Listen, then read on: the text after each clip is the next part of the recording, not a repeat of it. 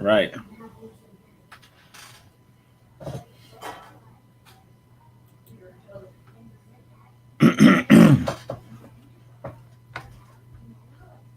Okay, great. I'm glad we have some more people in here. So I'm going to say this one more time for the people just joining.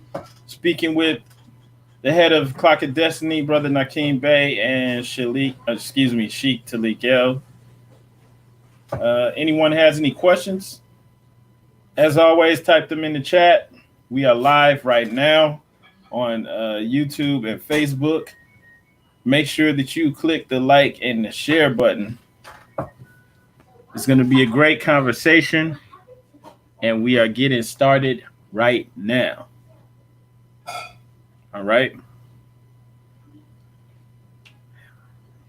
Islam, brother. Let's see. Before we really get going, I'm gonna play something for you guys.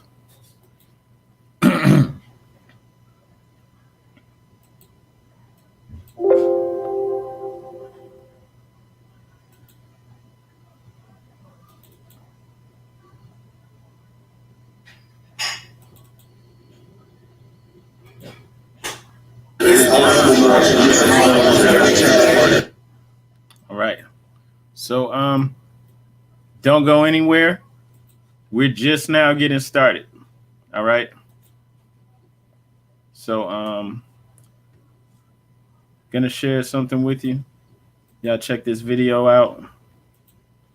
Islam.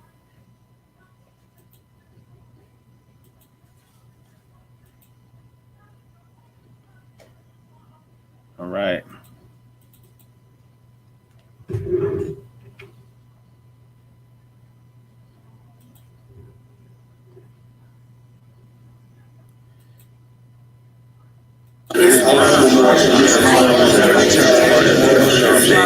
I am not a black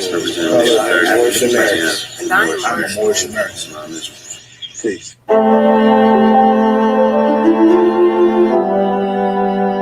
Yeah. Hey, 5 on the right, 2 on the left, man. You know what time it is.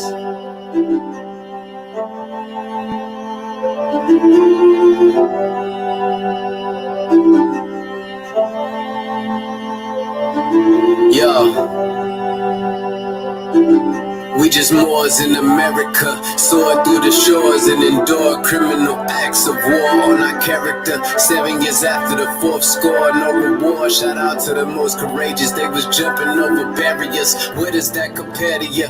We come from a place where you're scared to visit our area. We come from a place where it's scary for good Samaritans. Heavy luggage we carrying, babies having babies. It's crazy being American. Praise the one and only Allah, there's no comparison. La ilaha illa Allah, body and buried gin. Laughing at you clowns like ha-ha, dodging the Nephilim. Conquer low itself with the high, follow your regimen. Way before they came we were gods and now we specimen. Tried to take the light from our eyes, thank God for Edison. Then they put the wool on our eyes, it's so embarrassing. Now we travel frequently, we should invest in Sheraton. All of us got gold on our bodies whenever we stepping in. Screaming Ramadan, move a rock, training the flesh again. Wishing we could move as a unit just like the Mexicans. Dodging all the foods with estrogen, synthetic medicines. All sin isn't devilish. Sometimes the decisions that you make come for a better gift. Sometimes when you sin is to relate to all your brethren. Heavenly gates all in our face, we the champions. We live in the sky, we see the angels on the chariots. Waiting on the $20 bill, facing Harriet. I bet you I'ma carry it. I'm in love with music to the point I wanna marry it. But my love for people is greater, so I write messages. Largest spending power, but we still sit at a deficit. Living amongst prejudice, even at our residence. Moors in America, flourishing, excellent. Let's buy up some neighborhoods and groom my own president. Yeah. And I come to you today with all intentions of spreading love, truth, peace, freedom, and justice.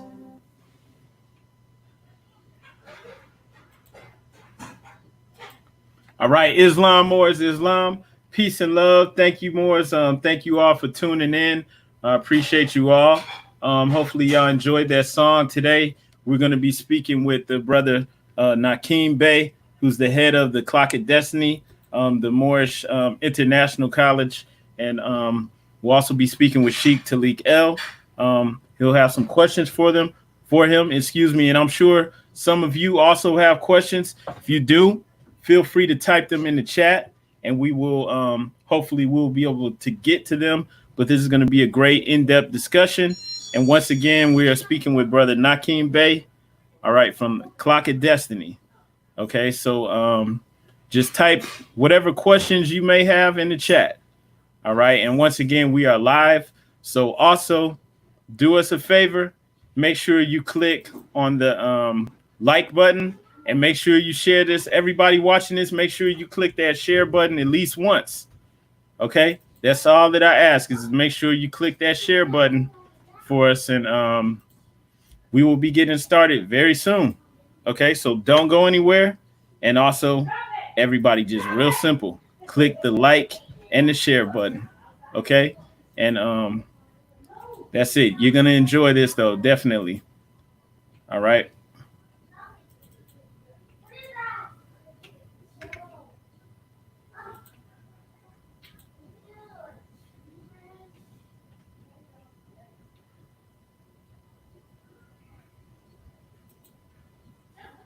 All right.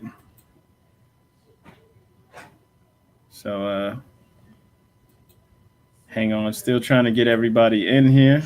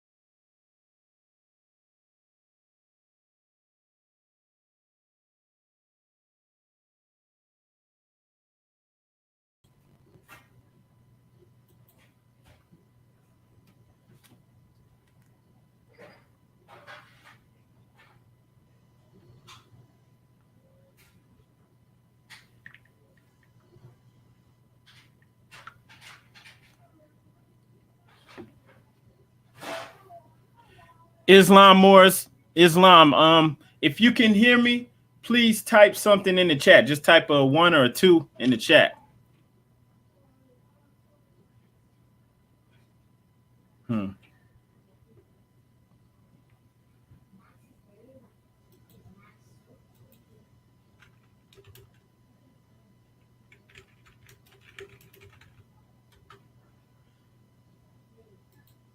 Okay, cool. All right, good. Thank you. Appreciate you, brother Asiatic L. All right, we're about to get started. But first and foremost, we always rise. We give the highest praise to the creator of the universe, Allah. We also, Islam, thank you, brother Morel L. We also give honors to our, our prophet in these last days and times, and that's Prophet Noble Drew Ali. We give honors to the forerunner, to the prophet, and we also give honors to everything Moorish. Islamism. Honors to all you L's and Bays out there. Okay. And once again, just appreciate everybody for coming on here, and also appreciate you guys for making sure to share this. That's the only way we grow and get the information out here. This is grown organically. Many of you don't know this, but this is the second time around creating this Moors in America platform on YouTube and Facebook. We actually started this about 3 years ago, and it just was growing like wildfire, just growing quickly, going viral. And for some crazy reason, they just got hit with some kind of I guess you could say like like some kind of uh, blocks on Facebook and YouTube where they were saying like we were violating something, but we weren't violating anything. But they just hit us with like some outrageous blocks, and we had to start all over. And it's growing again. And like I was saying, it's only growing because of you. All right. So I'm just asking everybody to make sure you click like and share this. Everybody watch it. Just click that once. Help get the information out there. Help to spread it. We know that they're not going to talk about this stuff on the mainstream media. It's only on us to get the information out. So I appreciate you all. Thank you all for liking and sharing this video. And still waiting on the Sheik Talik L, but we're going to go ahead and get started up. We have the brother Nakiim Bey in here with me. Let me make sure that his audio is working. Brother, can you try to speak?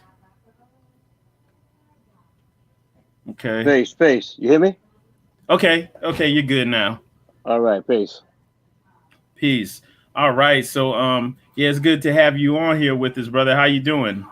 I'm great, Mo. I'm great, brother. Just maintaining, man. Keeping the peace, man. That's all. Keeping the peace. Islam.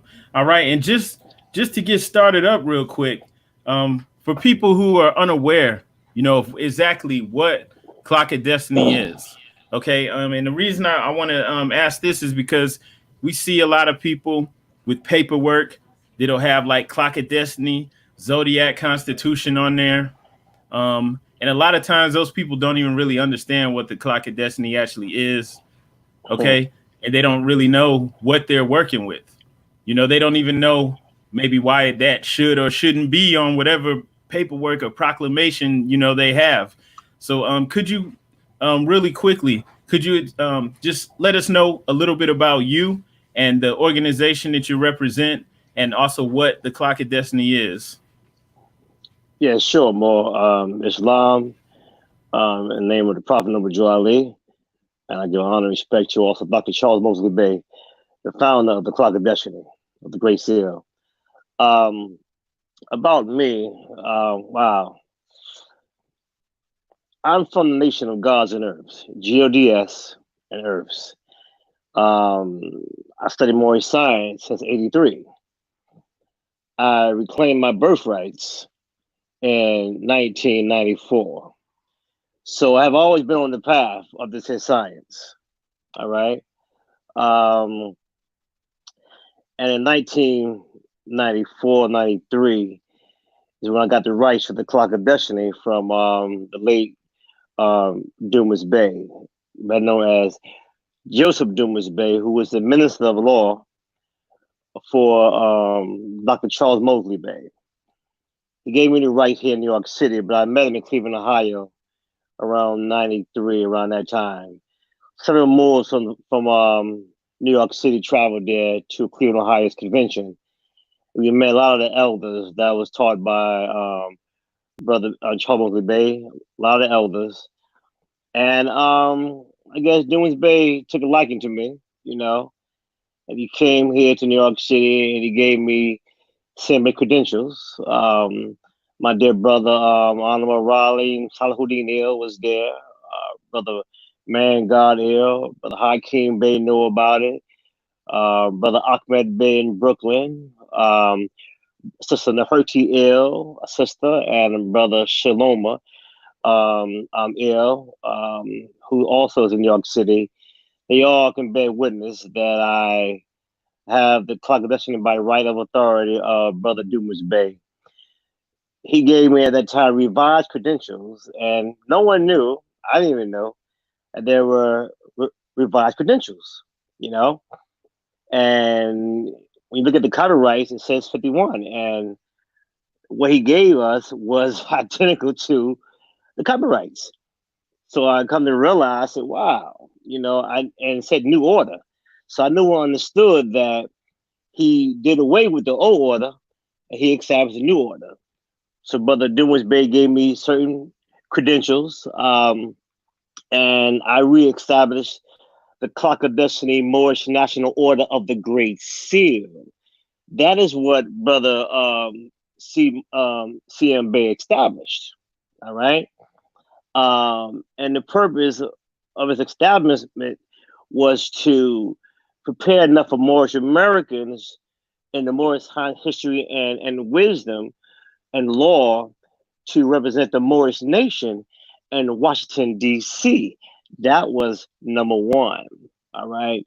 Number two, the purpose was the preamble, which is to establish chain stores of human consumption, primarily businesses. All right. That's number two. Number three, Brother Dumas Bey gave me, and some brothers in the clock have a copy of it, a format of the Moorish Great Seal, Islamic federal government. And he wanted us to establish the Moorish Great Seal, Islamic federal government, in the name of Clock of Destiny. And I was Secretary of State. I think Hakeem was charge of education.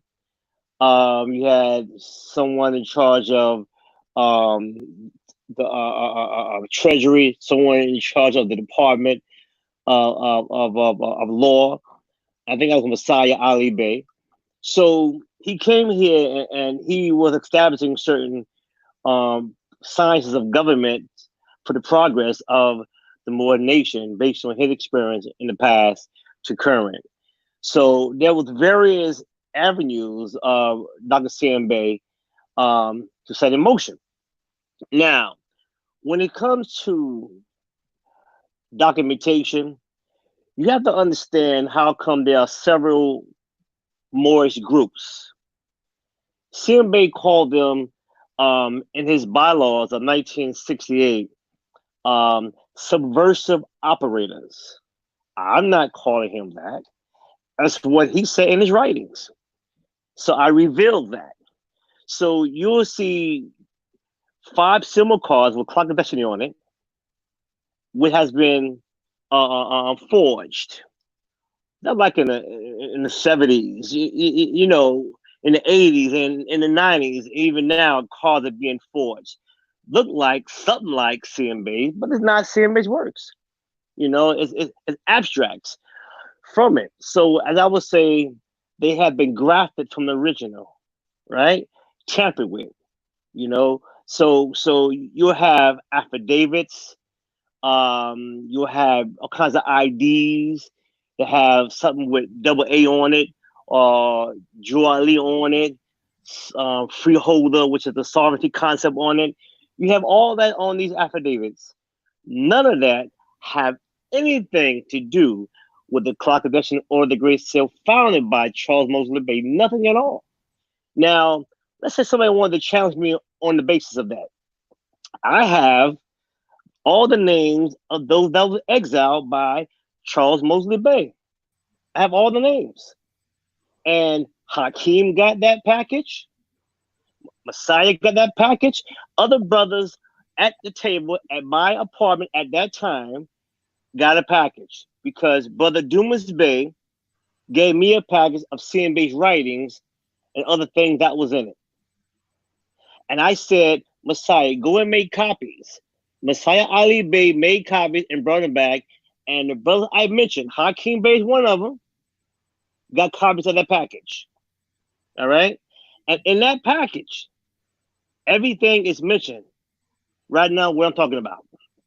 You see? So in that name, so let's say most want to say, oh, he's lying. I'm lying?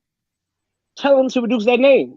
They're not going to reduce it because it discloses what they're doing.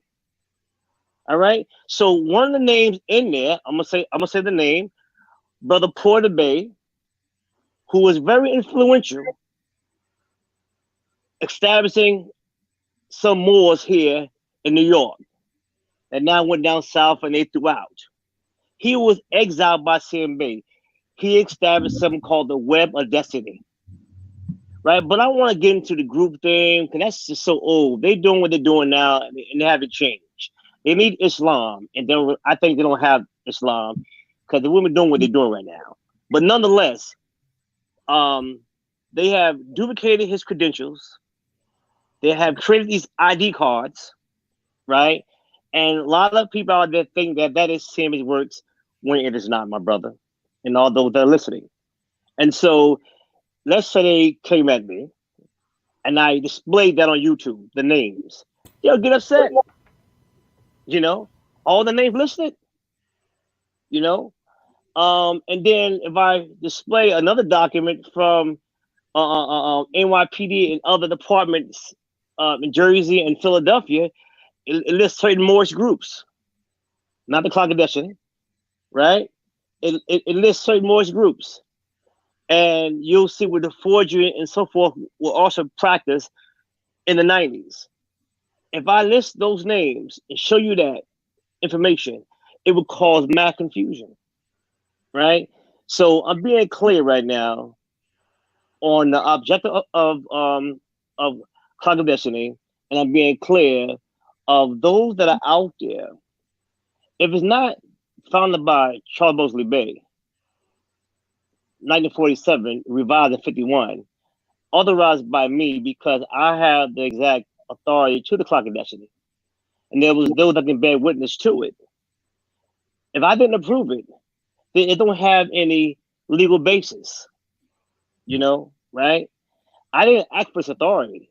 It was handed to me. I didn't chase nobody for it. It was handed to me. And because I am a God that unfolded in truth and righteousness prior to being told that I was to unfold, because I was taught about Allah, seeds. I come with truth and righteousness.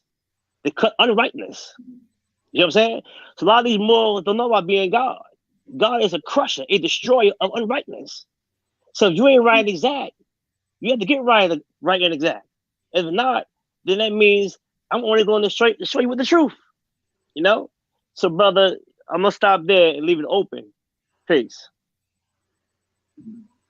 Peace. Before we go forward, I do want to introduce the brother Sheik Talik Islam. Thank you for joining us. Before I yield the floor, though, I just wanted to ask you, well, first two things. First is the website. Can you see the website on the screen? Is that the Clockedeshan site? Yeah, brother. That site is you have the order and you have the college. Okay. Those are two different entities, but one derived from the other. The college is different, right? The college is primarily a organization with mystic minds. Those who want to study the science, the history, and want to deal with the reality of who they are by nature. You know, so it's very similar to the Rosicrucians, you know, and other organizations. All right, and it is international. And the college is also a way that we filter out those who are sincere and those that are not. And we get our members from the college to help build our nation. So case in point, the preamble talks about business enterprises, etc. Well, the college is a etc. When you see business stores, that is a etc. If you see a different organization in the Clockedeshan, that is the etc. So we are a think tank of great minds and professionals, meaning highly educated and academically educated, right? We decide to establish certain things based on the preamble. If you came today, you said, we want to do this here in the name of Clockedeshan. So you might have a whole organization somewhere else, but it has been approved by Clockedeshan. So you'll see members in the clock start producing things because they're carrying out the teachings. So the college is another entity. And then the order, you see the temples in Alabama and Florida and Louisiana and Michigan, etc. These temples is also offsprings of the thought of the preamble. Because Brother CMA said the order of Islam of the North Gate. So the college is not the order of Islam of the North Gate. Neither is the revised order of 51, right? Mm-hmm. Is that body. The order of Islam is another name that Dr. CMA called a temple based on his temple card that I had and no one knew about. Okay. So you'll see temples popping up in this country and overseas called the Clockedeshan Order of Islam of the North Gate. So you see three different organizations going on. All right, I got you. Okay. Peace. All right. Thank you for explaining that. I'm actually going to yield the floor so that you and brother Sheik Talik can talk. I think you two had a dialogue going on beforehand, and this would be very beneficial. A lot of information that people need to hear, can be shared so that we can enlighten others and maybe clear up some of the misconceptions going on out there. So I'm going to go ahead and yield the floor to you two. Peace. Thank you, Sheik, for joining us. This is Brother Talik L. And once again, Brother Nakiim Bey, who's the head of the Clock of Destiny. Everybody make sure you click like and share. Islam. First, I want to give rise and give praise to Allah, Father of the universe, the Creator, thoughtless thought. The causeless and rootless root, the supreme thought of all things in the universe. And I want to rise and give humble honors to his prophet, Prophet Noble Ali. I just want to thank Brother Nakiim. I want to thank Brother Sharif for having here on Moors in America. We actually had a dialogue for a couple times and just respectively, because a lot of people don't know the truth. Personally, myself, I came across Clock of Destiny information and Great Seal information in the past. Dealing with some of the offshoot Moors and stuff like that. So that stay circling around the area. I grew up. I still live in New Jersey. Actually, I actually stay in Camden. That's who's from Camden. Brother Taj and the whole clique, man. In South Jersey. So, yeah, that whole area. So so basically I got it late though, because I grew up in a town actually called Burlington City, New Jersey, and I actually found out I think sometime last year that there was members or supposed members of the Clock, the Destiny, that actually were holding meetings in Burlington. I think, and then I didn't know too much. Like I said, I heard this. I had spoken to Nakiim Bey. He was telling me like, yeah, we used to meet on I forgot what street though. It was right down. I know where it is, but it's right off of Union. They used to meet on East Union Street. Now that's like in the colonial area, like in the back, like push towards the riverfront or the bridge. The Bristol Bridge will go up, connects you from Burlington to Bristol, PA, and it was probably a couple blocks away from that. They showed me the house. I was able to see the house because he gave me he said the address, and I actually looked it up. And like, okay, I know that neighborhood or whatever. But for the most part, it was very interesting because you see a lot of information being mixed in different ways. And I remember speaking of Brother Sharif and Bey, he told me to reach out to Nakiim. Said, reach out to Nakiim because he knows, he was there in the beginning. And then when I saw the interview you did years back on Blog Talk with a group, and you were talking about the Bey cipher, right? Okay, so I wanted to, then that's where I wanted to actually. I'm sure you probably gave the audience a breakdown of who you are and your past and everything like that. So I don't probably need to ask you questions of that, right? Everyone's pretty much heard that part, but I wanted to ask about that, the Bey cipher. Like, how did that come? How did that come about? Like, can you tell the audience how the Bey cipher came about? Yes, I can share it with you. Now, I will say the best knower. I mean, I was there, and that's how I got my introduction to the Moorish science. All right, that was like in 1983. The best knowers to expound on that would be Brother Messiah Ali Bey. There's a few others, but I know they're really reserved. That was members of the Bey cipher. All right. So at that time in '83, I knew Masonry, very well, and there was some brothers who are gods, whom you would call 5%ers, right? Right. And they study Moorish science from the Moorish Science of America, Summer 21 in New York City, in Brooklyn. And some of those gods had some pages from CM Bey, Zoe Constitution. Well, I was told by the brother who founded the Base Hyphen Elite from Brooklyn, they only had a few pages of CM Bey's Constitution, a few documents. So I used to watch. I was young, in the knowledge of God then, and they used to come to the Parliament of the 5% nation of gods and earths, and they used to build, and they was very unified. They was very strong, like 15 of them. They were strong, man. They wore fezzes, and nation of gods of the earth. You don't wear fezzes there because that's that house, Right. But they came with the fezzes, and they said don't eat meat, no smoking, no drinking, all that. And that was not something that can be enforced on the gods and earths. But every man grows at his own rate, at their own pace. Right. But nonetheless, they got the name Bey Cipher because the 5% of gods and earths called them the Bey Cipher. They didn't call themselves the Bey Cipher. Okay. That was established by the nation. And what the gods and earths said very clearly, you cannot bring that here. Mm-hmm. If you know how we are, I'm gonna say we, because my brothers, right?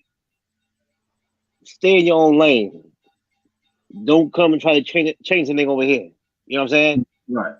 And so at some point it split up. But I brought me being a Mason up because my brother Messiah Ali Bey, we did an exchange, And remember, I was blind to the Moorish signs, only what I saw and my dealing with some of the brothers.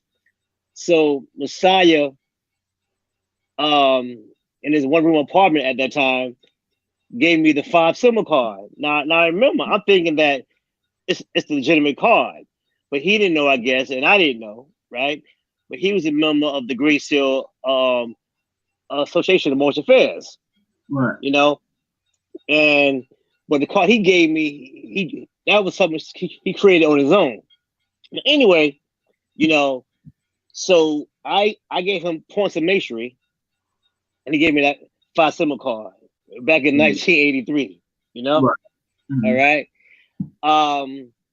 And that's how I got introduced to the Bey Cipher. They were, like I said, they were gods, 5% brothers, and they was at peace. They was very strong with knowledge in the Moorish science. There was more in the prophets' works than CM Bey, but they had both, and that's when at some point I joined the Great Seal also of Moorish Affairs. Messiah said, "Why am I doing it? Why should I go there? You don't have to go there." And I went for like 3 months. I wasn't satisfied, and I left. Right? But that's what I can tell you about the Bey Cipher, brother. That's how I was introduced, and that's how Nation of Gods and Earth was introduced to the Moorish side, because the gods who studied different sciences on their own wanted to teach that to the Nation of Gods and Earth. And those that was exposed to it saw it, and they either went that way or didn't go that way. But that couldn't be taught there. Peace. Okay. So you mentioned that brother Messiah Ali Bey was a member of the Great Seal Association of Moorish Affairs, right? Right. Did you have any affiliation with them in the future after y'all met up? After I met up with Messiah? Yeah, like later on, did you end up joining? Yeah, I did. I joined them for like 3 months. Okay. I mean, I can count the months. Okay. I can count them. Messiah said, "Don't do it," but when you God, you don't take things on face value. Right. So you go and see for yourself. So I went and I established a Moorish consulate and I dealt with a real ambassador, not the Moorish saying I'm a ambassador, and I established the diplomatic card, and we were doing things from a business perspective. I remember on the bus, the question was asked because they met on the bus in Queens. The bus. I think I know what you're talking about. On a yellow bus, that was a school bus. Yeah. I didn't move. You remember that? I think I know what you're talking about. I never did, but I heard about this bus from somebody. Yeah, we met on the school bus. It didn't go nowhere. It was just in one spot, right? Yeah. And on the bus, I remember that last day I came. That was it.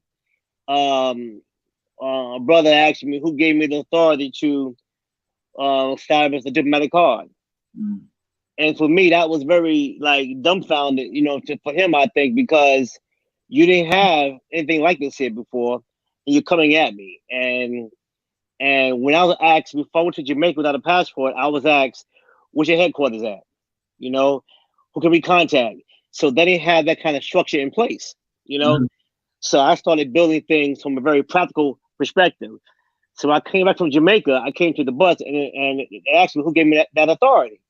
So I got kind of strong-headed and said, "I'm God. I need no authority," And from that point, I didn't go back because I realized, me personally, that they weren't ready for what I was bringing to the table, Right. And so, yeah, brother, I was like 3 months, brother. Yeah. Wow. But in 3 months, you were able to establish some type of diplomatic relationship with actual diplomats. Yeah, because I had contact with people, you know what I'm saying? I had contact with people, in government, right? And the element that I was, even when I went to Jamaica, I went to the Jamaican consulate and I dealt with face to face. He said, if I have any problems in Jamaica, have them call him. And I was detained for probably an hour, interrogated, but in a positive way. Right. And an old man came and said, "Let him go." That's when you have to have no IDs and all that stuff like that, Mm-hmm. I traveled with my 5 symbol card and my affidavit. Mm-hmm. So yeah, so I saw how real it was, and a lot of Moors didn't deal with me at the time because they thought I was down with the government, paranoid. How can you be an ambassador in your own country, But I assure you that many of them weren't even educated enough, even in school, to even think realistically, Mm-hmm. Yeah. Yeah. And I think with a lot of Moors today, just from hearing what you're saying, these stories have carried on to even today. There's Moors who are like latecomers into this thing, Right. and you're hearing these stories being perpetuated, and they're thinking they can relive, or reduplicate what you've done and what others have done, not knowing that that was that time era at the time when it was freshly new. That's So right. nobody was really doing it at that time. So therefore, it was an open game. Right. Anything almost worked at the time. But Right. nowadays, especially after 9/11, when they started to really tighten stuff out, you know what I mean, and on, tighten stuff up. So I think just hearing that, it really puts everything in perspective. Like, okay, yeah, that time and era was different. You got Right. used to it. Nobody was doing it before. Now you Right. can't get away with a consul court or a passport made up or stuff like that. Yeah. It's not going to work. So some people are asking about passports, and I got somebody ask me today about passports and stuff like that. And I was just like, hey, I ain't answered it yet. I told him I'm gonna answer it later, but that is not, you gotta use common sense, when Right. and I think you guys at the time, you guys are ahead of your time, but at the same time, you guys laid the groundwork, to know what would happen, what not would happen. You know what I'm saying? What shouldn't happen, Right. And I think that was key. But my next question, Brother Nakiim, is let's see. So you already mentioned times with and you said that you already touched about the sons of the order of mothers and sons and the web of destiny and those type of orders that they came out of CM Bey's group. Right, because the circles of mothers and sons was founded by the late James Johnson Bey. James Johnson All Bey. right, he passed about maybe like 5 years ago plus. You know, and so when I was in Cleveland, Ohio, and when Dumas Bey gave me some information, right? I had the names in this package I was making available for the Moors in Cleveland, Ohio. This is probably like my second year there, maybe second or third year in Cleveland, Ohio. And I was told by Brother Morgan Bey in Cleveland, Ohio, if I wanted to be on good terms with Brother Johnson Bey, I should remove that document from the package. I did not remove it, you know, because I have no fear who I am, you know. But they didn't understand that I didn't put it in the package for confusion. I didn't put it in the package to cause any kind of division. I put it in the package so that brothers can say, hey, Brother Johnson Bey, I saw your name. I know that you was one of those members under Brother CM Bey. Can you give me more history at that time? You know what I'm saying? Right? But it didn't iron out that way because at the conference, Johnson Bey came on the stage and he said, y'all hear that, you know, some talk about me being part of the club. And I was put out. Yes. How long you want to belong to a club? Right? So that was cool because it wasn't about bashing or calling them out like that, you know. That's why I thought the Moor was a little more intelligent, so to speak. Right? You'll go to a man and say, hey, blah, blah, blah, blah, blah. Like in the Fathers Nation of Gods and Earths, we have nine-borns and we have those that the nine-born saw it. So we can go to them and ask them the history regarding Allah. You know what I'm saying? You know, we can talk to them and sit down with them and speak to them. You know? So I saw the same way with the Moors. But Johnson Bey took it personal. So he started Circles of Mothers and Sons. All right. The Web of Destiny was started by Porter Bey, who pulled the gun out on CM Bey and some other things. And you can see how you have the Web of Destiny and the clock. That's automatically a conflict. But nonetheless, you know, he exiled about 7 to 8 members. One was his secretary, Sister Bush. She passed away about same thing about 7 years ago plus, right? So yeah, brother. These the club was always shut down. CMA had the club. All right. It was really all dormant until I activated it because CM Bey passed away around 75. He had a stroke, you know. And there was only a few remaining brothers. And right now, only one that I know of is still remaining. Okay. And just for records, just for the record, we know that CM Bey came out of Temple 7 in Toledo or Cleveland. No, was it Cleveland? I will say this here. So answer your question, no. Precisely no. And I say that way because I hear a lot. I know Marcus Bey confirmed that he was a member of the MSTFA, you know, at some point. And I do know that he was given a certain assignment by the Prophet Noble Ali because of senior adapts shipped me several years ago. But I'm not familiar what temple he belonged to at that time. Okay. Yeah, I heard he came out with Childs Bey, who was the Sheik or the governor at the time, and that's what I heard. But yeah, there's nothing substantiated. Yeah. I mean, some say that he was kicked out of the adapt chamber. Some say that that's Rasadiel. right? Kicked out of Adab Chamber. Some say that he was security guard outside of Adab Chamber. Yeah. You know, so I hear a lot. Yeah. But I know what the Grand Governor and I know what another Grand Sheik told me. That who's active today. One from the North Side Chicago, Grand Governor here in New York. And I know what another brother told me, Grand Sheik from talking about there in Jersey. In confirmation that Prophet Muhammad Ali gave Brother Nakiim Bey, Dr. Charles Bey, a letter privately to study in Mexico at Yucatan University.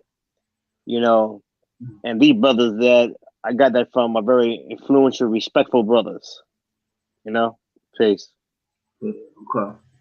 So moving along, dealing with the era of time where, let's say the time which you were the Bey cipher and those type of things. And the time which you were the Crocodile. Was there a break? Did you take a break period dealing with the Crocodile, dealing with the movement? I wouldn't. You said break, right? Mm-hmm. I would say yes, a very laid back portion of it. Mm-hmm. And that break came like right now.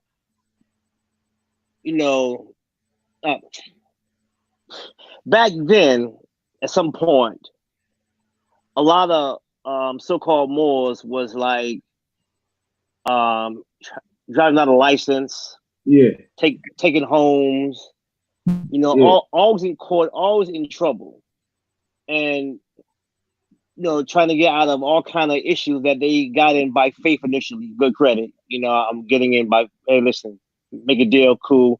Later on, they want to get out of this mortgage, So when I saw those behaviors, with Moors all getting in trouble, I know I don't be around those kind of people.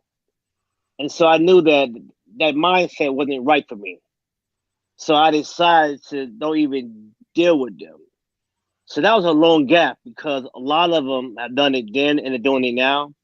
So probably the past 10 plus years, I decided to only deal with professional Moors that are being successful in their life or Moors from the Moorish temple because religion have made them great men and great women, you know what I'm saying?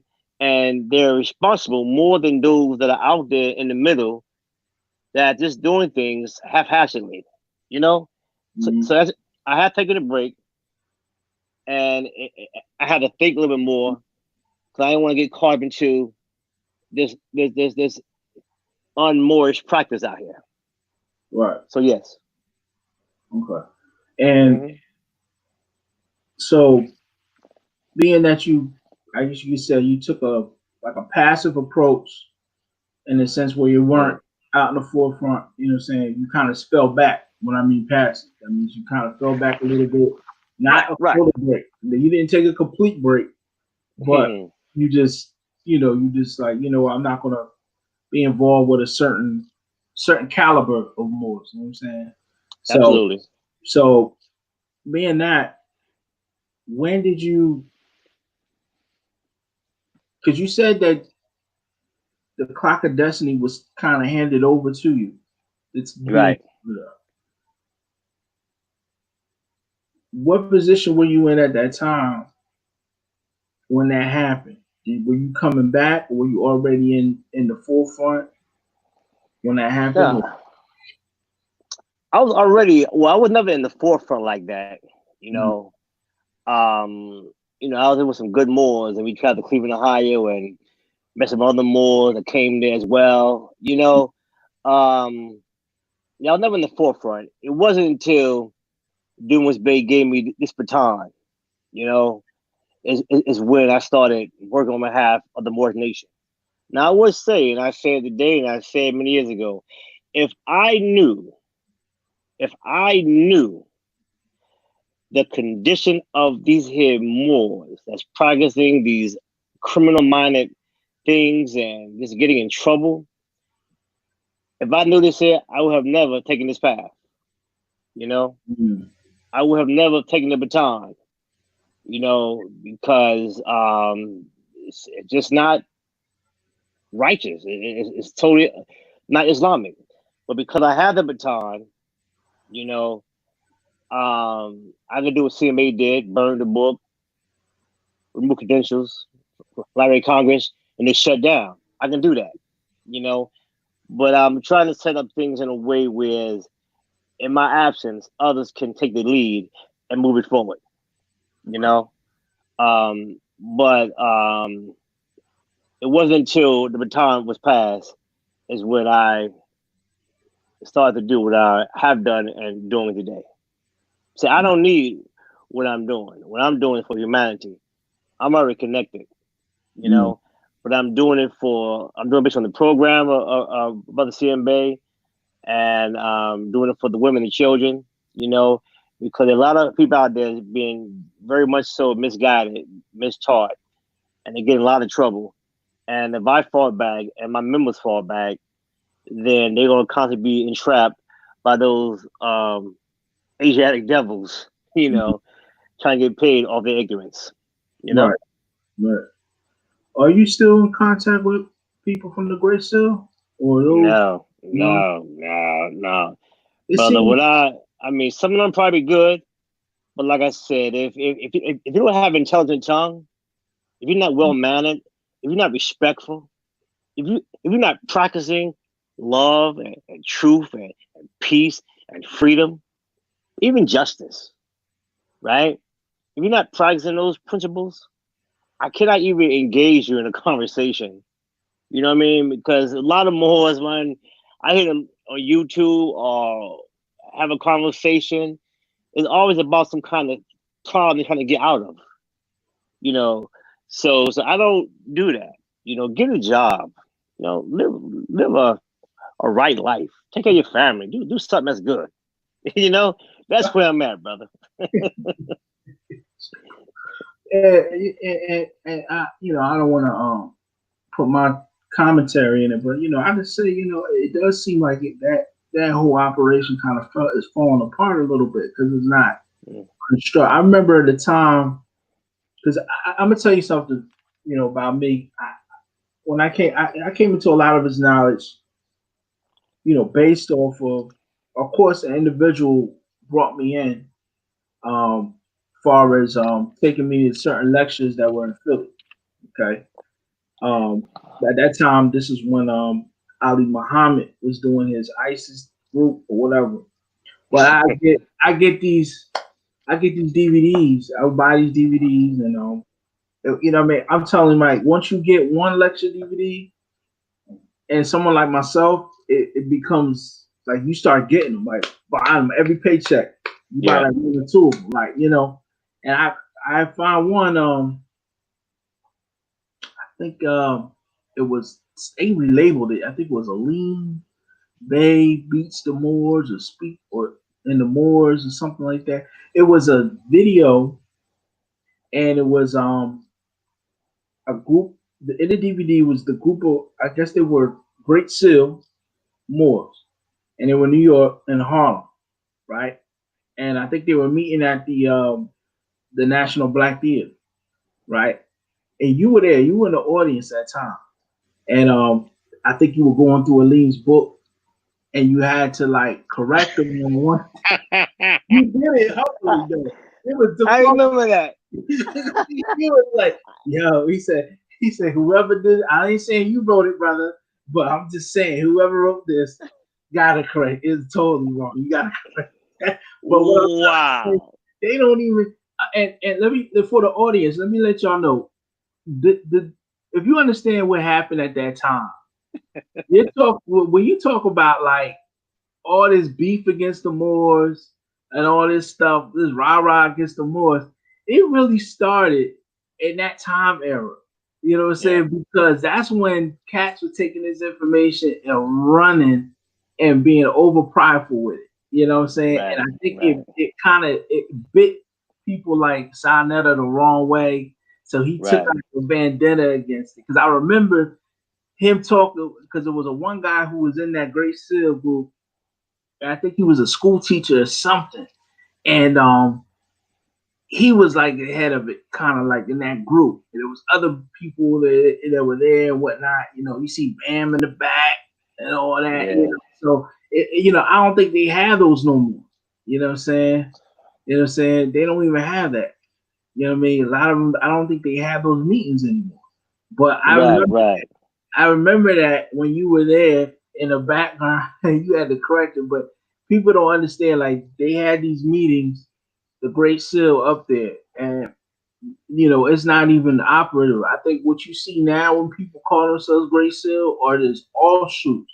Because a lot of people are just, you know what I'm saying, like they just redoing it, you know, and it's not even where it's supposed to be at this time. You know what I mean? Right. It's not even in the air, you know. And like I think, and let me correct me if I'm wrong. The Great Seal was really established, right, to help the temple in a sense, right? Or was it? The Great Seal Association of Moorish Affairs definitely had a positive perspective. Now I know they wanted to bring all groups under them in terms of being association, right? Right. And it meant good from that perspective because when I went to the Great Seal, before you got a constitution, the Zodiac, or a Nakiim Bey 5-symbol card, you had to first go to the MSTFA and get a nationality card and learn about the Prophet. Yeah. Yeah.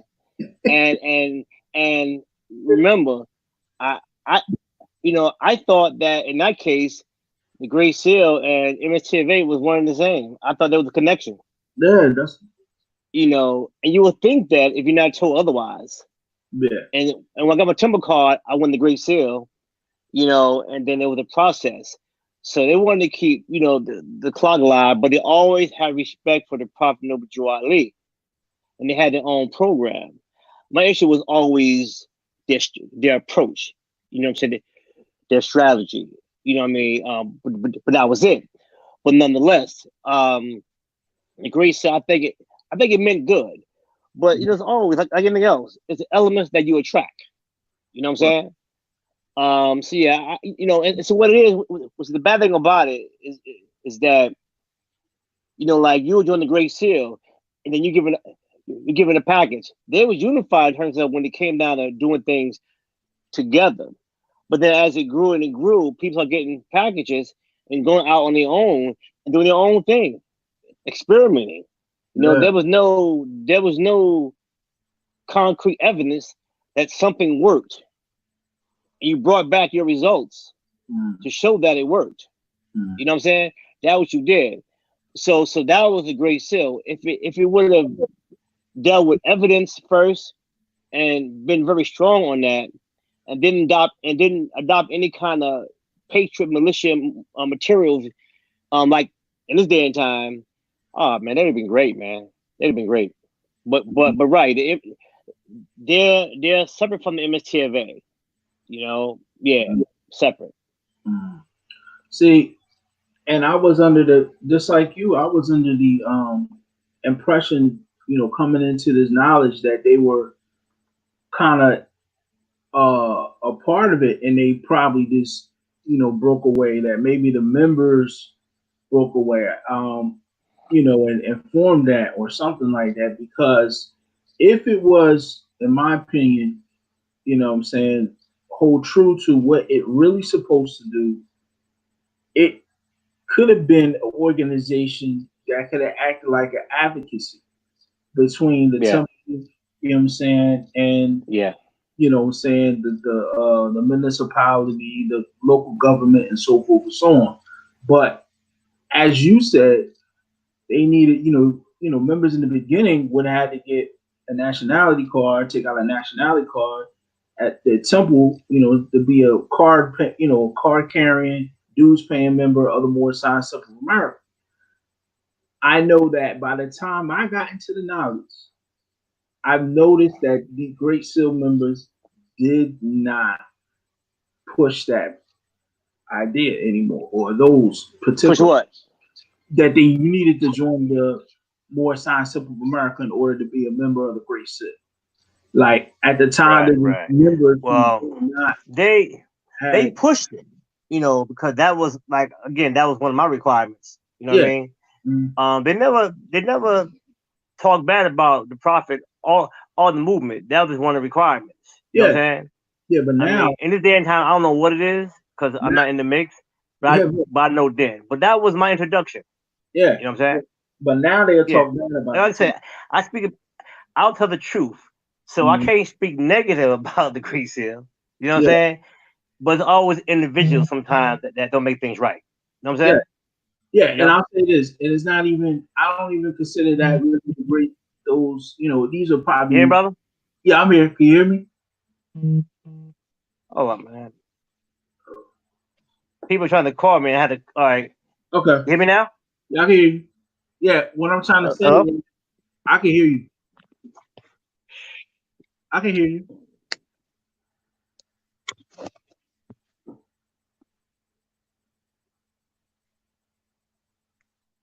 Can you hear me?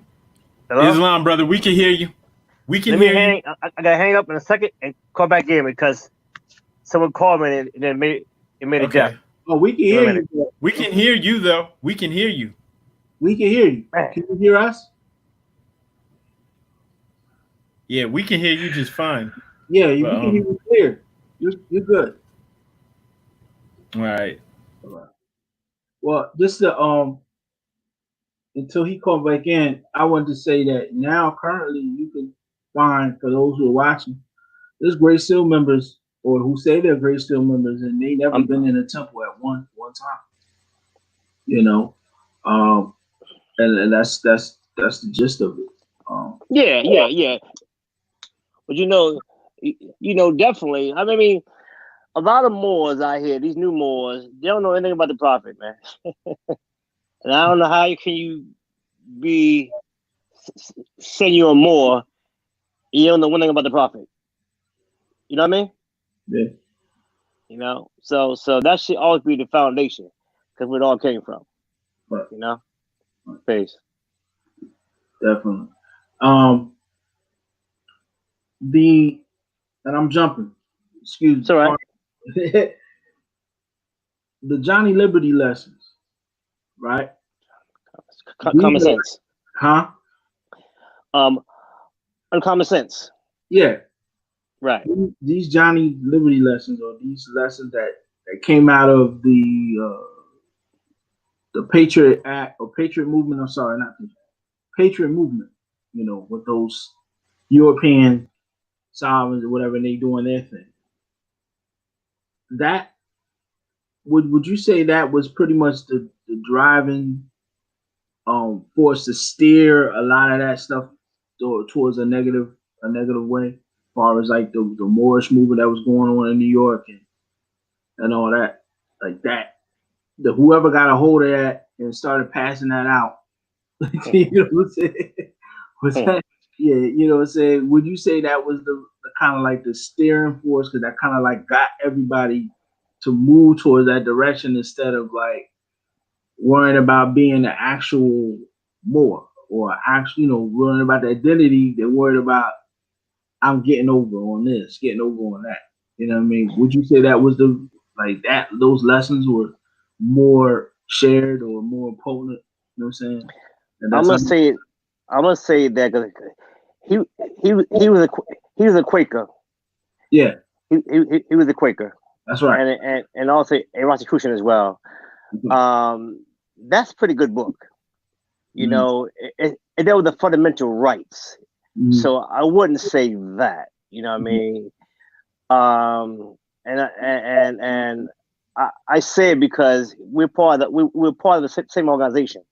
Mm-hmm. So we fight for liberty and freedom for the people, and we do it certain ways. Mm-hmm. I think what divided the Moors is, first of all, them not knowing the 5 pillars, right? Okay. And living it, not being rooted in the prophet teachings initially, because that makes you a better man and a better woman and a better child. But I think what caused the division in the Moorish movement was like the straw man concept. You know, when you think that you can be free and bound at the same time. You know what? My name is Nakiim Bey, but I'm working in society as Kevin Brown. You know what I'm saying? So now they can wear the cross and they can also wear the crescent and star. So when it's time to leave the inherited birthrights, the crescent and star, they can fly right away to the cross. You know what I mean? So they have 1 foot in and 1 foot out. I think them dealing with those side drafts, you know, those kind of money orders that put them in a financial bind because they want to get a quick way out. I think that there itself also jammed them because they were dealing with illegal schemes. You know, they was buying houses and buying cars and creating money to put in the stock market. It was crazy. And I know some of those individuals, you know, and they had the Beys and Ills in their names, you know, using this sister's bank account to put the money in her account. I know it because I went to Philadelphia to teach law class, and they were to pay me. And I didn't know how I was getting paid. I thought I was getting paid fiat currency, you know, cash. And when I got there, they didn't pay me. He said, when you get to New York, it'd be in your account. And then it put $2,000 in my account. Well, 2,000, whatever it was, in my money. Later on, I was told, probably days later, to pull it out. I already pulled it out because I already had a red flag about certain things. And later on, all of them are now locked up in jail, doing federal time, you know? So that is one thing that divides us, because you're pushing not the Moorish movement. You ain't pushing anything divine and national. You're pushing patriot concepts, you know? So those type of ideas is not the movement. That is what caused the division. I always said that the European patriots has cloned themselves. You know, you don't hear more talking about nationality and birthright. You know what I'm saying? It's always about getting, or so-called Moors, getting out of some type of situation. You know? So yes, not that book per se, but you're right. But materials of that similar nature definitely has gotten, and they don't know until it happened. They don't know until it happened. It's like me being an ambassador. I was the real deal. I was locked up, but you know, the government called. 13 hours, I got out. I'm not talking about I got a counsel in court. You know, I'm a self-imposed diplomat. I ain't no fool. You know what I'm saying? You know, there's a lot of these Moors are saying I'm a diplomat. You know, we have a counsel in the court. You know, nah, those kind of documents are getting you in trouble. You know, I still have diplomatic cards, but I'm waiting to reestablish the Moorish consulate again because it got to be right and exact. So your question is, yes, division came about by way of European influence. As the prophet said, they have gone after the gods of Europe that they know not of. So when I read that, I'm paraphrasing it. So when I read that, I saw it in my mind. They put down the Moorish Quran, Moorish Guide, Moorish 101 questionnaire. They put down the Clock 1 and Clock 2 and the Constitution, and they picked up European materials. You know? That's very interesting. And you mentioned that you're taking the time to establish a Moorish consulate. Am I right? You're correct. So, being that, and for those who possibly who are aware of a consulate, can you explain what a consulate is? A consulate is a judicial, political, economic body that conducts business among nations. All right. international trade, and it builds alliances with other nations between you and that government as representing your nation and interacting with their nation. Also, for those that are Moors on that small scale in this case, is to secure your protection if you travel to and fro from this country to that country based on a mutual agreement.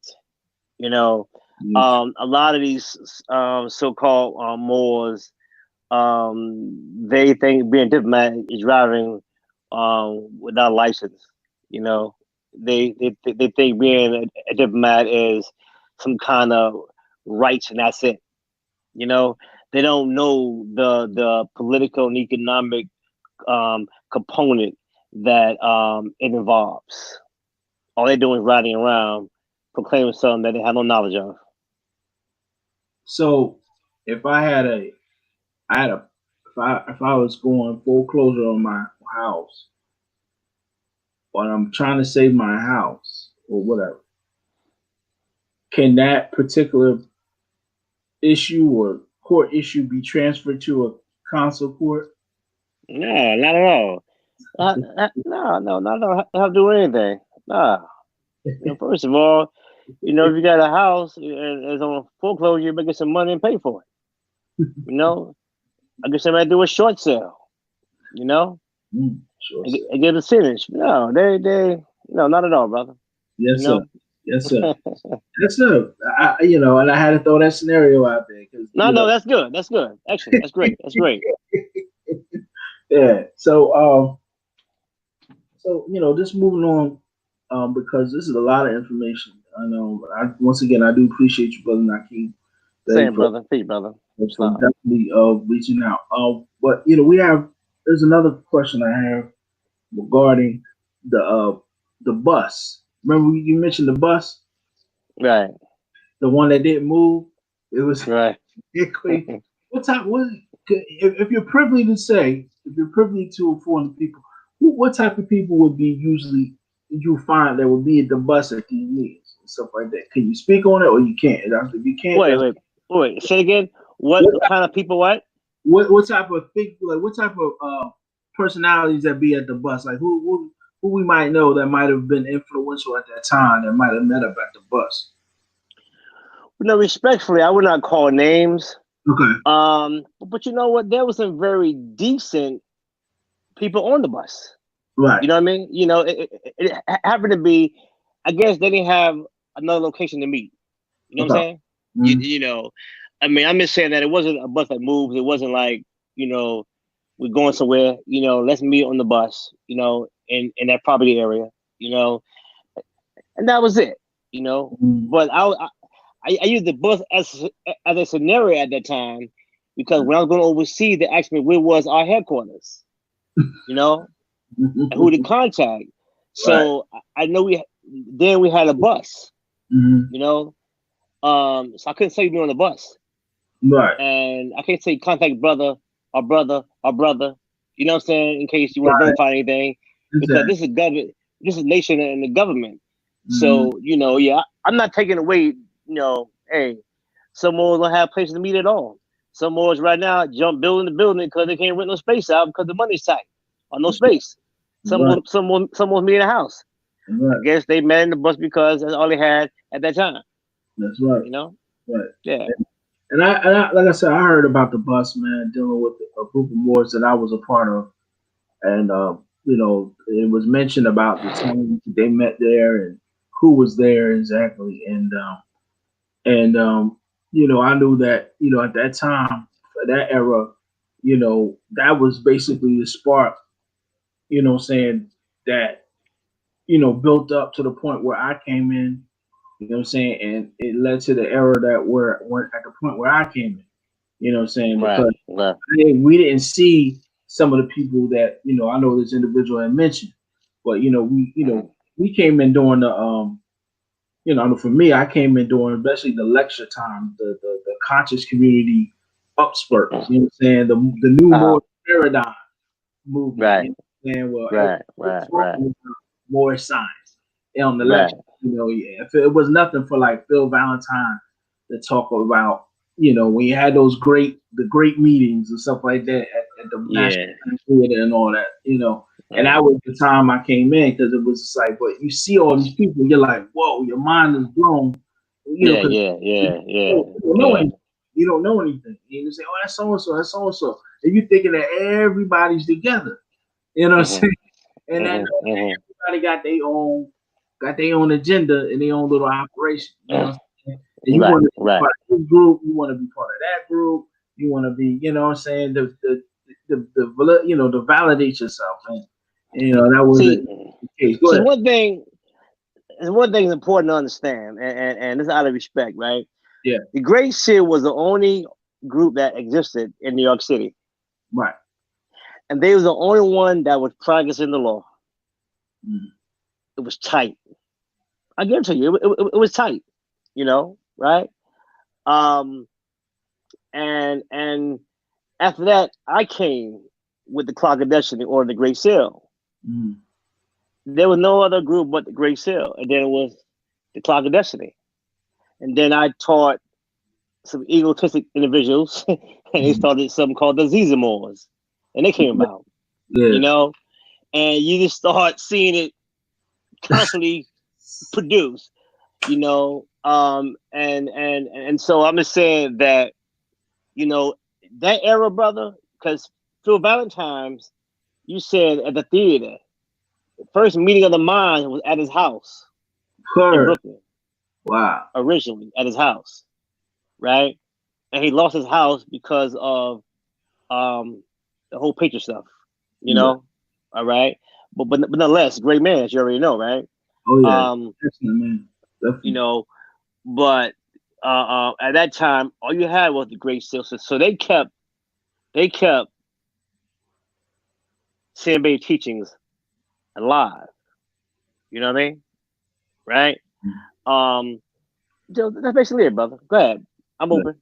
And I thank you once again. That was definitely, you know what I'm saying, because I think, you know, just at that time, you know, even you mentioned the Zizamores, you know, I'm familiar with them because the group that came out of them, I was a part of. You know what I'm saying? Wow. Yeah, you know, because they, you know, they dispersed, and then there was the other group, the Mexican Empire. You know, and I was part of that. You know, I was a part of that. Yeah, I was a part of that. So that's why I heard about the bus. So all right. So, but if we could take time to talk about Nakiim Bey a little bit, and his works, and then talk about, you know, the update on, you know, his materials, the update on the register number, and those types of things. Some people would say that is Nakiim Bey completely, will Nakiim Bey oppose a religion? Because if you read kind of some of the underlying tone of his writings, he did not necessarily seem to approve of a religious establishment. And he upheld like zodiac signs as like a supreme denominator in regards to, you know, knowledge and religion and stuff like that. Could you speak on that? Is that, am I interpreting that right, or is that a wrong interpretation? Could you clear that up on the idea of what Nakiim Bey's take on religion and so forth? Right. Well, first of all, I think it's important to understand the era. Yes, sir. The year. 1947, brother. You know? The year. Brother Sheik Bey was instructed by the Prophet to escort Brother Nakiim Bey out of Chicago to Detroit. You know? Right? So you gotta understand what he was going through, even what the Prophet was going through in those times. He said, how can you love God whom you have never seen and see your brother whom you hate every day? That was an issue. That was a concern. That was a problem. You see what I'm saying? No, we believe in a God you know. But yet we have an economic problem out here. You know, we rather fight over, you know, God and belief systems than solve a problem. So it ain't so much that he said that under the prophet when he was sitting with the prophet. This here happened at a time. Now remember, you had Moors having shootouts in courts. You got Moors kidnapping because they want the prophet's will, want the mandate. You see what I'm saying? Mm-hmm. So imagine you at that time said, no, I can't deal with this. So we don't know what he was feeling at that time. You know, but we understand it could be possibly what all went down that time. You see what I'm saying? So his experience brought it to that level. Okay. You know what I mean? You know, he never knocked the prophet in none of his writings. When he had a stroke, he never knocked the prophet at all. You know what I'm saying? All right. Yeah. Okay. And I'm familiar with the feud and the conflict at the time of the prophet when the prophet passed form. I'm familiar with the key players and who did what. And I can say this for the audience, if CM Bey was, you know, definitely there to witness that and hear that and the confusion that was going on in the midst of that, that could turn someone bitter. That could definitely, and just for the sake of the audience and everyone listening, I definitely can understand Brother Nakiim Bey's explanation, because that was some tumultuous stuff that was going on. People were getting bodied at the time. If I could use a word, you know, if any word to describe it, you know, we're talking about people's houses getting bombed, people getting poisoned, people getting thrown in the trunks. You know what I'm saying? I'm talking about it was serious, because if you understand what the prophet, and I don't want to go off on a separate dialogue, but just to understand for the audience, is people think very little of the Moorish science of America and what, you know, the prophet actually did. But when you actually begin to dig and you see what the prophet set up, a man who does something as simple as establish a religious organization, okay? That doesn't, okay, if I establish a religious organization, people think, okay, he established a church-like organization, blah, blah, blah. Explain why did he go down to Cuba? There was a reason. Because in the establishment or the organization, the way he established it, how he filed it, where he filed it under, it took it from not only an organization, but it made it what you call a body politic. Now, for those who on the show watching, you need to go Google or YouTube body politic. You need to Google those type of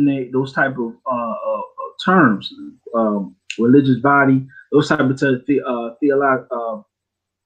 theocratic government, those type of things. You need to Google those things and understand what he established, because he went from, remember, it was the Moorish Temple of Science, and it was a civic organization, right?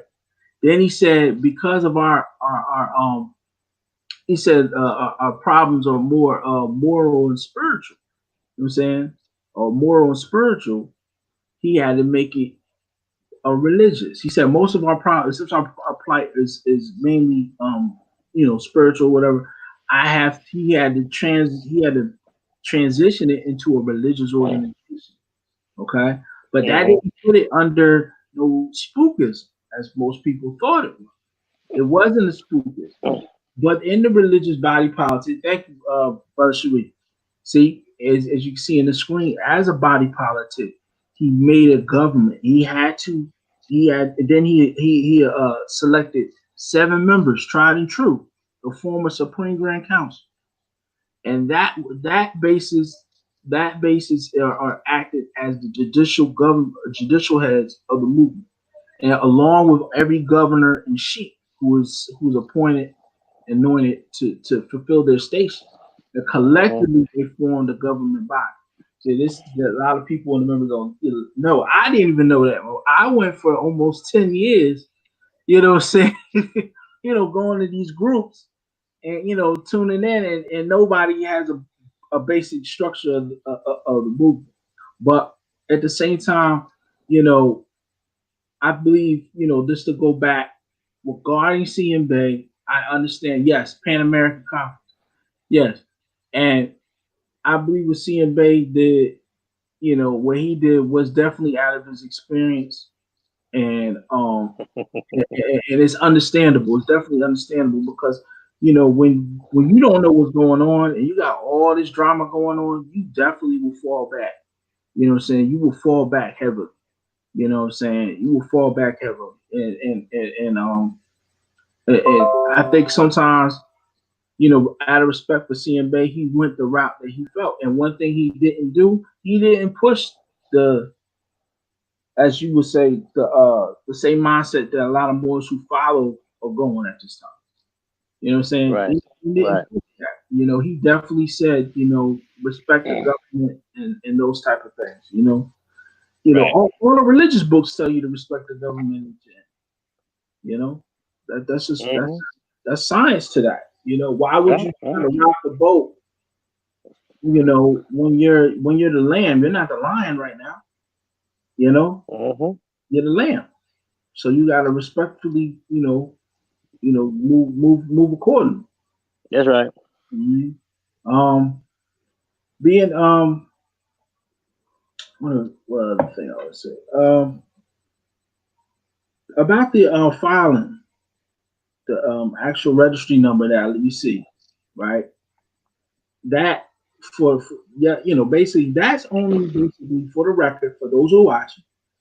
That number, that AA 222-141 number, is only a Library of Congress registry number. Am I right? It is. It alludes to other things. Okay. Because you see, there's a code in the corner called A1. Okay. So I already done Library of Congress regarding that information. There's much more to that than these knuckleheads out here know. And like I said in my YouTube video, is I got a microfiche, Life to My Son, that came to me in the mail out of nowhere from the government that locks right into that document, 88141. So after the government's been set up, to work with the government, the Fed, because primarily we won, that would be advantageous to use to make it a very strong foundation moving forward. But a lot of them more don't know what they got. They don't know what they have. As our brother Raleigh and Salahuddin always say, the more need to study those clocks. They need to study those clocks. Yeah. So being that you got something from the government, that proves the fact that not every portion of the government is against our people. But if we know, No, the Prophet Muhammad Ali said to the Moors to sit among the affairs of men, take your place among the affairs of men. They have no idea what that means. Yes, sir. We got Moors. We got Moors in the clock who's down with the government on different levels. You know what I'm saying? Right? And that's sit among the affairs of men. We got more to work in different agencies. That's among the affairs of men. You see what I'm saying? The government's a great government. American government is the best government in the world. What you say and do here, you can't do in other countries. I'll tell you now, I travel. You understand? So if these Moors heed the foundation of the teaching of the Prophet Muhammad Ali, they'll be all right. The government is fine. It's certain individuals in the government that works to tear it down. You know what I'm saying? Right? To control it from the outside. We as Moors need to protect this federal government because our forefathers is the one that gave it the foundation. Right. Don't talk about a government that you have no knowledge of, and you haven't even tried to partake in the affairs of men that run government or run agencies. You know what I'm saying? This federal government is our government. As Dr. Nakiim Bey said, that the Moorish government and the United States government is well evolved in one. And the Prophet said, I said over and over again, he said that the government's behind me. I have to get behind you. He said the government's going to enforce my law. You see what I'm saying? As long as these Moors take a position in government, and they're gonna be all right. What happened when that crazy man acted up? What happened? The National Guards came with everything and tanks and everything, because their prophet was in trouble. See what I'm saying? But these dirty Moors don't know what's going on. They ain't studying the prophet or Moses, meaning Dr. Nakiim Bey. They ain't studying their work. They're studying this Europa information. You know, right. They want to be a militia. You know what I'm saying? Right. You know, that's what they want to be. They don't want to be more. They want to be less. Go ahead, Mo. Yeah. No, Mo, you going good. You're doing good. And I would just open the floor. Is there anything you want to let the Moors know, or any other information, or how you expound on anything else? Because basically all my questions are answered at this point. You know. Our sister said, so is there a malice division between the Islam Moors versus Kemetic Moors? Oh, let me hit this one. Sister Hoya Hadassah Moshe, the Kemetic Moors division. I don't, if you're talking about the group that's in the Midwest or in Ohio, we don't even know who that is. In Islam and Kemet science are basically are kin to each other, if people know. You know what I'm saying? So there shouldn't be no beef, because the Moors at the time, the ancient Moors, before the campaign of Prophet Muhammad alayhi salam, he were under Kemet. Remember, the Prophet teaches us that we trace ourselves back to Moab and the land of Canaan. And the land of Canaan was partnered with Kemet. We have a chapter in our Moorish Holy Quran, or the Quran of the Moorish Science Temple of America, that says, or that reads that Egypt, the capital empire of the dominions of Africa. So we have no problems. It says, how can I tell the difference between Moorish teachings and the feud with each other and the different thereof? If they mention, let me add on first to the first one, Bo. Yes, sir. You know what I mean? All right. It's very clear in mind to understand that the members of the Prophet Noble Ali, South Side, North Side, Chicago, right? And I don't get into ink and non-ink and all that stuff, right? That's sovereignty nonsense again, right? You don't see members in the MSCV, as the Prophet said to the Moors, do not gossip. Right. They're not concerned about the Kemetic Moors from a negative idea. Why? Because the Prophet was a what? Egyptian Adab. Exactly. How can it be against Kemetic Moors when their very prophet, our prophet, was an Egyptian Adab? Yeah. You see what I'm saying? So those who profess that kind of teachings against the Kemetic science don't understand the Prophet Noble Ali. Yeah. And Brother Nakiim Bey, Dr. Nakiim Bey said there's an upper and higher Egypt, originally in the US. But I'm not going to that. Right? I'm not going to name the territories. But the point I'm making is that you have those so-called Moors in the middle. They're not with Clark and they're not with MSTV. They're with something else, something different. Okay. Yeah, you know right. What I mean? So they are the ones that may have those problems. But I know Clark members, because I know all the members and the whole Clark umbrella. You know what I'm saying? I know the Prophet teachings. Peace. Good. Yeah. So As to the sister, yeah, there's no beef, and I know she said she wanted to understand what the difference between the Moorish teachings and other. I mean, you could tell the Moorish teachings by if it talks about doing better for yourself. If it talks about respecting your fellow man, respecting the woman, Right. respecting family, dealing with the basics of higher self, lower self, dealing with Islam in the sense of the teachings of knowing who we are, dealing with dealing with the morality and stuff like that. Respect to Allah being within. What's an adept in the first time? Clarify something. An adept is someone, basically the definition is anyone who specifies or is well versed in a subject or a particular craft is an adept. But an adept in the sense of what we say, the prophet was an adept student. Okay, he was the student he was the student adept.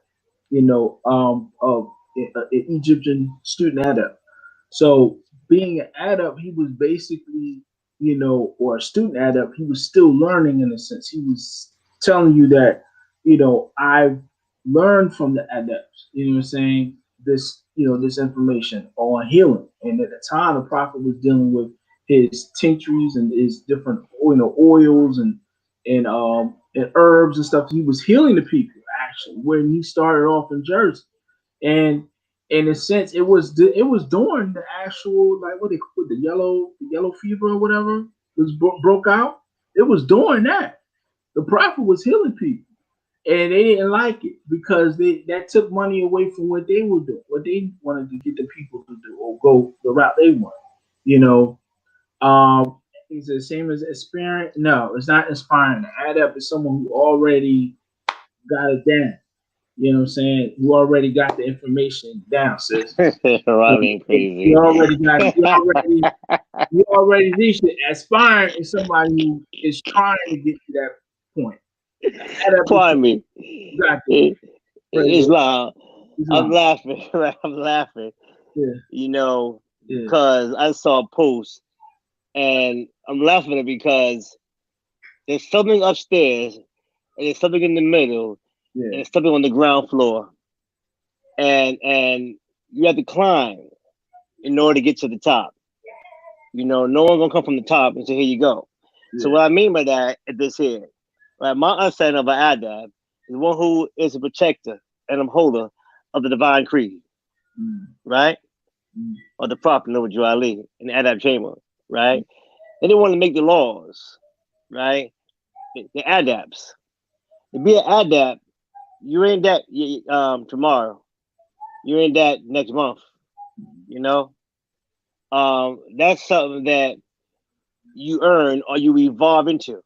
You see what I'm saying? Right? For example, I had a sister today from the clock from Missouri. She said she more spiritual and divine, and she don't have interest in a lot of the finite points of view. I said, well, if there's certain members in the clock I impart certain information to, based on the sincerity in their works and their spirit. So I add that impart information to those who are found worthy to receive, right? But that at times come overtime. You know what I mean? I know a brother, he came out of prison, but he was in MSTFA, and that's a good place for him. And he had to wait 3 years before going to the adult chamber. All right. And that means there was some refinements that had to be taken care of on the inside. I had to wait 4. Huh? I had to wait 4. For 4 years. All right. 4 years. Yeah. You know what I mean? Yeah. So my sister and those listening, you don't seek it, it will seek you. Yeah.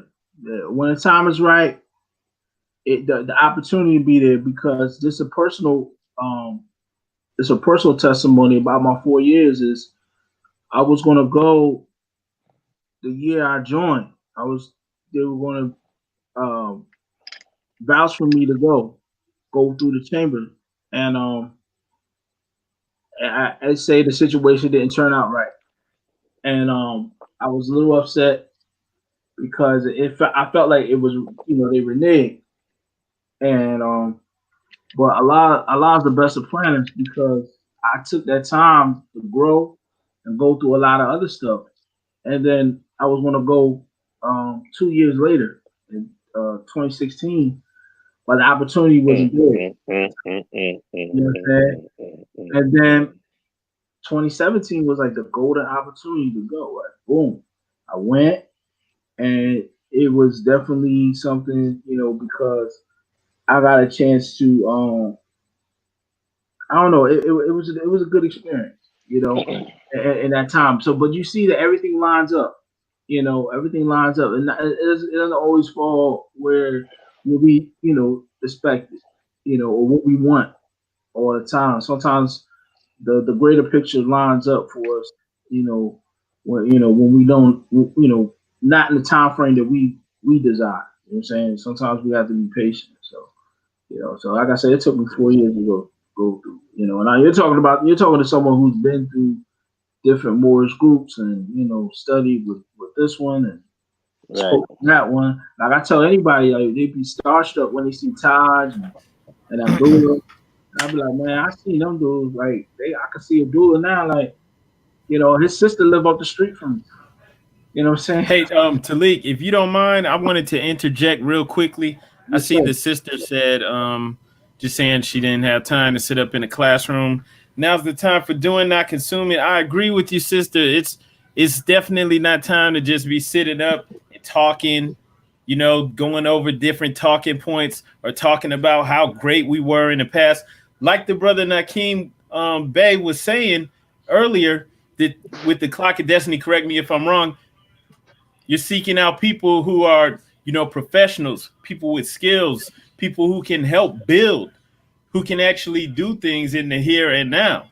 Okay. In the same way, and also with the temple, with what we do, I can speak on what we're doing in my area, brother Talik in New Jersey. We actually seeking to build. So what you see on YouTube, we're talking, this is a podcast, but you have to remember, this is a podcast. That doesn't mean that this is all we do all day. When we get out here, we actually work, take care of our families, and then we're building with real Asiatics, off of the internet to get things done, to make moves. And these are things that can't get blasted and talked about, online, because it's not for that. All right. So if the internet is as far as it goes for you, you won't know that. You have to actually link up with people in real life. I advise everybody to get into the temple and then see what it is, because you're not going to find out online. I mean, you can join our call for Holy Day. You understand? And that's cool too, because there's temples in Atlanta. If you want to listen in on the Holy Day class, and you can ask whatever questions you have, but I'm sure you understand what I'm saying. This is just for the podcast. We're talking about different things, but off of this, we actually build. It's not all talk. We don't want to sit around and talk about how great we were. That's lame. We're actually working off of the internet, and people won't know this if this is just something they're interested in, or just, how it is with the information. I think the brother just dropped off. Yeah. Okay. All right. Islam sister, if you're interested, though, I'm going to post the information for the Holy Day class, 7 p.m. Eastern Standard Time. There's no excuses. Everybody can get on. I mean, everything's closed down Friday, right? I mean, so you can just get on Zoom. You can call in or just join a link. I'll go ahead and post that right now, and I'm going to yield the floor. Peace. Please. I think at this point, brother, we probably reached our point. Once again, I appreciate you for coming on. Sharing your experience and your time is definitely most valuable, because with your experience and who you are, could wake a lot of the brothers and sisters up who are going the wrong way. You know what I'm saying? Who's being scammed, who's losing a lot. It's very tumultuous out there for a lot of brothers and sisters who's been trying to sincerely follow this path, and they've been led down to like being homeless nearly, you know what I'm saying, losing families and all that, man. And a lot of these Moors who are given these information are not owning up at all. You know what I'm saying? Like a lot of these Moors, you hear their names, and out of respect, and not necessarily, you just kind of like, you smile and be like, yeah, okay, but it'd be some of the Moors that who everybody talk about a lot, who's leading on the wrong path, and they're not necessarily speaking up and owning up to what they're doing. Right. Whether it's out of sincerity or or else whatever the situation may be, it has to be talked about. And I think a lot of Moors, they have to consider that, hey, you have to deal with the basics, like you said, the basic steps, before you claim to establish this or establish that. You hear these older Moors, I get, they talk about what Moors need to know about this particular law and this government, and it's like, deal with the basics, Right. I think some Moors just like to hear themselves talk. I tell you the truth. Right. But just like one of the Adab brothers just posted in the group a moment ago, about entering the Adab chamber, having a pure heart, right? That's definitely one of the choices, right? You got to choose for yourself. You have to ask yourself the question: why do you want to add that chamber? Why you want to be a Moorish American? You know what I'm saying? Is it for the law or is it for self-development? Right. And they're fundamentals. You know what I'm saying? I've been studying Moorish science since '83. I claim nationality in '94, and now I'm 54. My physical degree. So I have traveled to earn my stripes in this journey. Right. If you were to come in today and expect everything tomorrow, you have misunderstanding. You have to come and be tried and true. Because the prophet said, he called on all faithful Moors. All faithful Moors.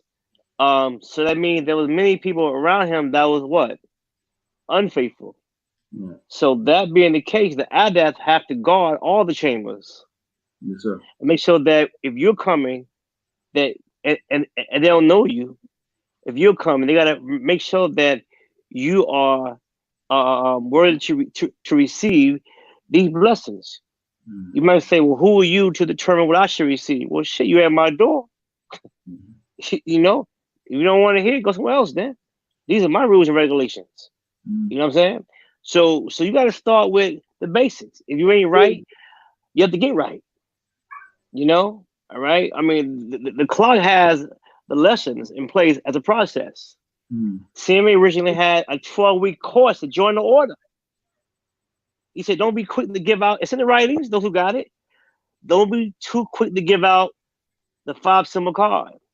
Because you're going to attract hustlers and pimps. And I can see it back then and back now and now. So those who got that package, Hakeem and other brothers, read it. It's in the package. He said, so when I see these so-called Moors pimping and hustling, ain't nothing new. Dr. CMA talked about it already. You know what I'm saying? So we have to, my sister, and those who seek this here Moorish science, we have to guard the gates. Right. We have to guard the gates because of those that have been doing things not in line with the Moorish national and divine movement. Now, one thing I would say before we close, right? I watched it. I watched all the Adabs in MSTV. I mean, north side and south side, right? That's all I know, right? All of them are calm, collective, at peace with themselves. They're not hostile. They're not pushing the law. They're not saying, I'm Grand Sheik. They don't have a bunch of followers with some laws going on. They're very, well-mannered, well-mastered within self. That took time to develop. You know. So first of all, if anyone come to the Moorish movement, you gotta come with pure heart. You know. So I want to share that. Okay. And that's a good lesson. Definitely got to come with pure heart.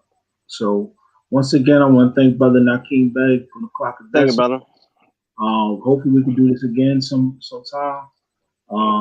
Expound on the history and everything, so just to clear it up for those to know that basically it's not what you think. The organizations weren't set up for you to utilize just for your selfish gain and stuff like that. And you causing a lot of damage for what the founders of each organization has set it up for. Whether it be Prophet Noble Drali or Dr. Charles Mosley Bey. All right. So I'm gonna yield the floor to Brother Self. Can you guess you could do the closing or get your closing comments? Islam. Thank you, Brother Talik. Appreciate it. Islam. All right, Islam. I want to thank you, both of you brothers, for coming on. Thank you for sharing this information. It's been great. I want to thank you again because there's a lot of cleaning up that needs to be done. I came into this like in the early 2000s, and the information that I was dealing with, it took me a while to find out that most of that stuff, really had nothing to do with being Moorish, with building up our society, with being successful. Thankfully for me, I didn't get too caught up in that stuff, but I saw it. And that's what, most people were dealing with. And, we still see that now. That's what most people are coming in, dealing with the redemption manual, information, just a lot of things, that you guys mentioned today, which, for the most part came from different people, Europeans, different groups, maybe striking out against the government, and really had nothing to do with us. And so the people that are getting caught up in that, if you really go into that stuff, it could ruin your life. And so it's good to know what it really is. And so I advise anyone, if you have some proclamation or something that you got from wherever, and it says Clock of Destiny on it, why don't you go find out what Clock of Destiny really is? Okay. Why don't you go find out what the Moorish Science Temple of America is, what this society that the Prophet Noble Drew Ali established for us, what it's really about. And then, you'll have a well-rounded view on things. Okay. And, it's really important, and especially in this day and time. So I'm going to go ahead and close out on that. I appreciate you both again. Thank you for coming on. Thank you, everybody. Islam. So we just asked that everybody clicks like and shares this video at least once. And want to thank you all for watching this and for sharing this, helping to get this information out. We're going to go ahead and close out. Thank you all. Peace and love. Make sure you subscribe to the Moors in America on YouTube. Follow the page on Facebook and on Instagram. All right. And on that note, we're going to go ahead and close out. Peace and love. Peace and love, Mo. Peace and love. All right.